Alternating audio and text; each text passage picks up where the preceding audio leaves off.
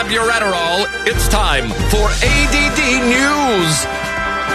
So we've been talking about it all morning, but just a couple more moments to share from Jimmy Kimmel's return to late night. He did make some comments about the studio and the FCC. At one point, Robert De Niro even called in as the new head of the FCC, said he would break Jimmy's knees if he didn't fall in line. That was a great moment. But a lot of people were wondering if Jimmy was going to be forced to read a certain statement that was concocted by Disney or ABC, and this is what actually happened. Disney has asked me to read the following statement, and I agreed to do it. Here we go. To reactivate your Disney Plus and Hulu account,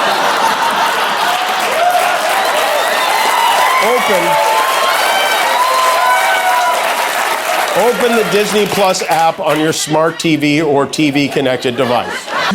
That's also very important statement. Very important statement from Disney. He also sounded like he was about to cry before that one as well. He totally did. That would be another Jimmy cry moment. Speaking of Jimmy crying, it's also important to point out some of the things that he said about Charlie Kirk, because that's what started this whole thing. And he did say he never intended to make light of a man getting murdered or insinuate in any way that a certain group was responsible. And he also said this, which I think is important. I don't know if you saw this on Sunday. Erica Kirk forgave the man who shot her husband. She forgave him. That is an example we should follow. Yeah. If you believe in the teachings of Jesus, as I do, there it was. That's it. A selfless act of grace, forgiveness from a grieving widow. It touched me deeply, and I hope it touches many. And if there's anything we should take from this tragedy to carry forward, I hope it can be that, not this. And so there was a lot that was said. Obviously, a lot of people are going to be breaking it down. I'm sure there are going to be record number of people that tuned in to see it live last night, or at least watching the highlights this morning. And of course, as always, there's going to be backlash. Oh, yeah. We can't do anything in this country without getting some good old-fashioned backlash. Backlash. Oh, yeah. Unrelated. Yeah, crying libtard. Relax. Jimmy was doing Was his that thing. your impression? That was that's the backlash. That's my impression. It's my impression of backlash. It is. So unrelated to all of this, a statue went up seemingly overnight a couple days ago. Or should I say statues? This is a great prank. Love a good statue prank. A statue prank, it requires so much coordinating, so much effort. So much talent. Heavy lifting. I mean, it's a lot involved. I always appreciate a prank that has really like you need a truck. Executed. You need to rent a truck and everything. It's a well thought out prank. Statues of Jeffrey Epstein and Donald Trump showed up yesterday morning. The statue had Trump and Epstein holding hands and skipping. It's the funniest. It is the funniest statue. They are like skipping and their hands are in the air like, hey, my best friend.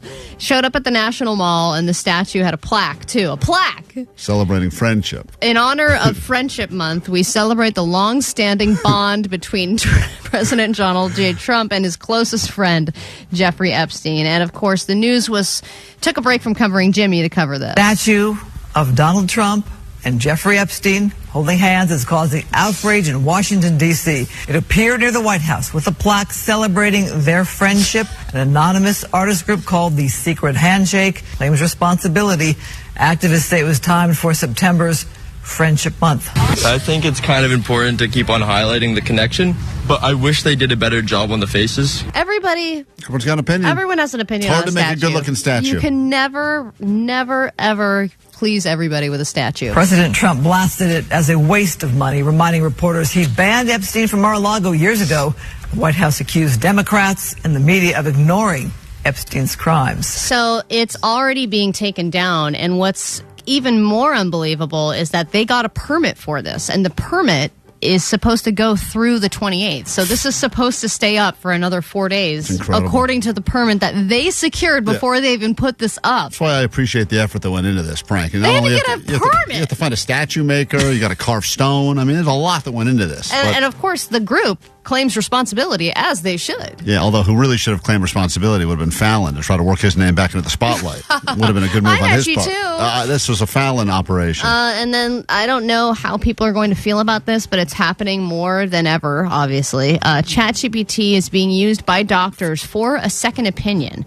Now, a lot of people are using ChatGPT themselves for second opinions on everything in life, right? We're using it for a first, second, and third opinion a lot of the time. But do you have a problem with a doctor, somebody who obviously went to medical school and they're supposed to be a very important opinion, forming that opinion or a diagnosis and then going, you know what, maybe I'll just check in with ChatGPT to make sure that it agrees with my assessment? In some ways, it's scarier than Google, because Google, we've all Googled medical conditions for a long time now. You go to WebMD, that was the original, and everything's either gas or cancer.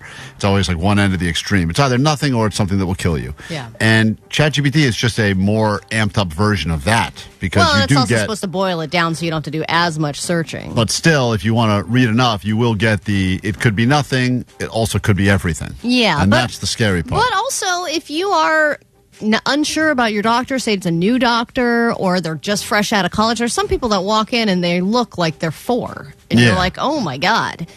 I would be okay with that person just double checking. No, why not? Why not? Just cross-reference. It's always good to have multiple opinions, even if one of those opinions is ChatGPT.